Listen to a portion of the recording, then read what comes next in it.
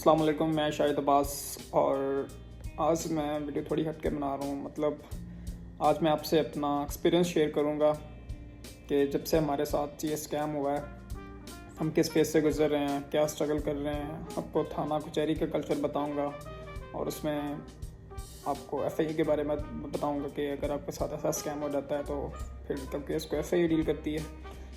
तो उसमें बताऊँगा कि हम किस स्ट्रगल से गुजर रहे हैं, वहाँ पे जो ऑफिसर हैं उनके क्या तासुरात हैं। तो सबसे पहले अगर यार आप वीज़ा अप्लाई कर रहे हो या फिर कोई कारोबार कर रहे हो तो मेरी इन बातों का ज़रा ध्यान ज़हन में रख लीजिएगा, क्योंकि अगर फ्रॉड हो जाता है ना तो फिर इसमें रिकवरी बहुत लेट है।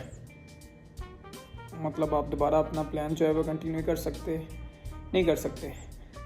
तो इसलिए अगर आप ऐसा वीज़ा अप्लाई कर रहे हो तो उसको बड़ी एहतियात से, बड़े ध्यान से, अगर कोई रेफरेंस भी दे रहा है तो उसको भी पहले जांच पड़ताल कर लें और अपनी जो फ़ीस है वो ख़ुद पे करें, ठीक है। तो इस चीज़ का रिस्क न लें, जो भी है जितना भी सका है। बेशक आपका कोई बड़ी है या फिर कोई भी रिश्तेदार में को कर रहा है, तो क्योंकि जो फ्रॉड हो जाता है ना फिर इसमें ज़लालत बहुत ज़्यादा है। इतनी जल्दी आपको रिकवरी भी नहीं मिलती और इसमें आपको जलील बहुत होना पड़ता है। और एक हो आउट ऑफ सिटी तो फिर तो वारे नहीं आ रहे हैं। फिर मतलब ये है कि आपकी जो है ना जूतियाँ वो खिंच जाती हैं, लेकिन आपको वहाँ से कुछ हासिल नहीं हो रहा होता। तो इसमें ये थोड़ा आप याद कीजिएगा, क्योंकि हमारे साथ जब हुआ था फ्रॉड तो हमने गलती ये की कि हमने उसमें पहले थाने में जाके उसकी रिपोर्ट दर्ज करा दी। तो थाने में ऐसा ही था भाई जी, सीधी बात है कि 15-20 दिन हम वहाँ पे रहे। इधर से फैसलाबाद से जाते थे आते थे, मुलज़म उन्होंने पकड़ा हुआ था। तो हमने रोज़ जाकर पूछना, सर कुछ उसने बातचीत की? नहीं यार अभी तो कुछ भी नहीं। सर इसको थोड़ा हाथ वगैरह लगाएं मतलब ये कुछ बोले, कुछ बताए कि मैंने कहाँ पे किए हैं पैसे? नहीं जी हम तो इसको हाथ में उठा सकते हैं, ये तो कल्चर नहीं है, ये नहीं है। मतलब ये है कि अगर जिसने फ्रॉड कर लिया ना उसके फटीक हुई 2-4 महीने में। तो मतलब कुछ भी कर सकता है वो, 2-4 महीने वो किसी तरह गुजार ले और पैसे लेके जहाँ मर्जी निकल जाए। ये हमारा कल्चर है।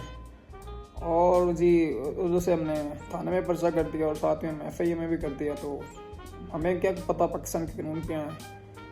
जो लीगल मतलब हमारे साथ हुआ है ये, तो हमें इंसाफ मिल नहीं रहा। वो अपने ला के दे रहे हैं जी, आपने तो ये कर लिया, आपने तो वो कर लिया जी, आप इसको तो ऐसे लेके चलना होगा, तब ये तो आपके हक में नहीं रहा। भाई हमने हाथ से पैसे दिए हैं, हक में कैसा नहीं रहा? तो मतलब हमें कुछ कानून की समझ नहीं है।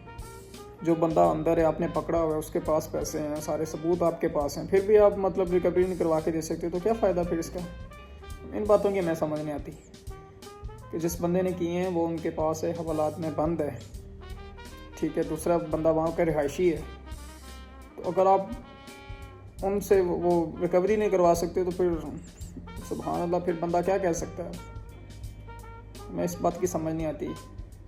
और जो जज साहब हैं, जो उनको चाहिए था कि उन्होंने हमको अब ज़मानत वगैरह दे दी है उसको।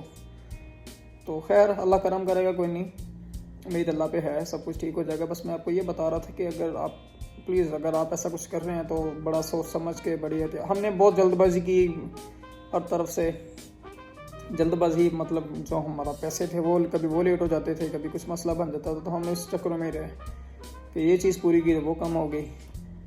तो इसलिए थोड़ा इसमें था कि हमारा थोड़ी जल्दबाजी भी होगी, हमने फ़ीस पे करवा ली उससे।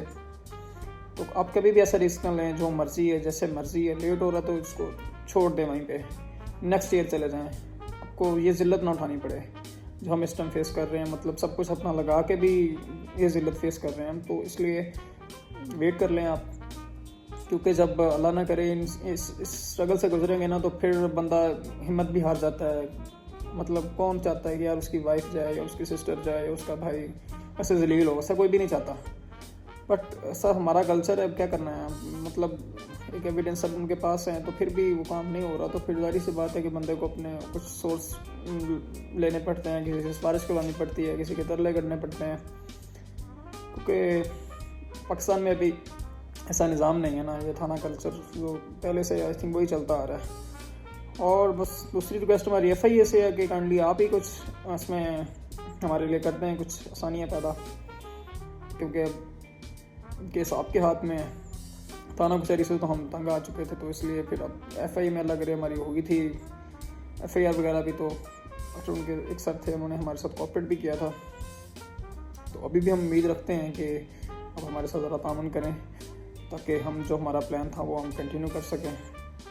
और जो लोग कर रहे हैं वो बड़ी एहतियात से करें अपना सब कुछ, और हमारे लिए भी दुआ करें, अल्लाह पाक हमारे लिए भी आसानियाँ पैदा करें।